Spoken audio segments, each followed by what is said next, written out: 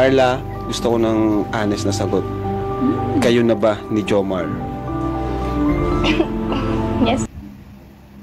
At ayun na nga, no, magandang balita ito at finally sinabi na nila ang kanilang mga kaganapan o sikreto na kaabang-abang. So dito nga sa latest update po ni Kalinga Prab sa kanyang YouTube or sa pag-interview niya sa dalawang mag-love team na ito na si Carla at Jomar ay finally talagang totoong sila na in real life, no? Maraming natuwa, syempre lalong-lalo na sa mga taga-supporters ng Team Kalingap dyan, no? Shout out dyan, sobrang saya nyo siguro, no? Dahil inaasahan talaga nila is good news ang kanilang i-announce at pang forever na daw ba yan, di ba? So, ayun na nga, no? Mukhang nagkatotoo ang kanilang wish na ibubulgar or aaminin ng dalawang mag-love team na si Jomar at Carla na talagang totoo sila ng ano, talaga naman, di ba? Normal lang talaga yan na nagkakandahulog or nagkakahulugan ng loob dahil mag-love team sila, mga artista nga, di ba?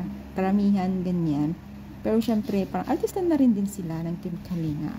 Pero nasa tamang edad naman na sila, so why not na hindi natin suportahan ang kanilang gusto o mga plano sa buhay. Kita naman po natin kung paano naman sila naging practical bawat isa dahil may mga matured na rin po silang mag-partner, eh why not suportahan natin. At alam naman natin na tuwang-tuwa dito ang mga taga-supporters ng Jom Carl 18, no? So, syempre, tuloy lang yan at suportahan natin sila at makukuha din nila mga pangarap nila. Actually, marami na rin pong nakamit ng nilang mga pangarap sa buhay. Kaya, congratulations sa dalawang mag-love team na ito at syempre, masaya tayo sa kanila. So, isa ka rin ba na masaya sa dalawang mag-love team na ito? Syempre, kung ikaw ay isa sa mga supporters at masaya, eh, why not hindi natin i-like or share ang ating video, diba? I-comment down na rin po ninyo kung ano ang inyong naramdaman sa pag-announce nila.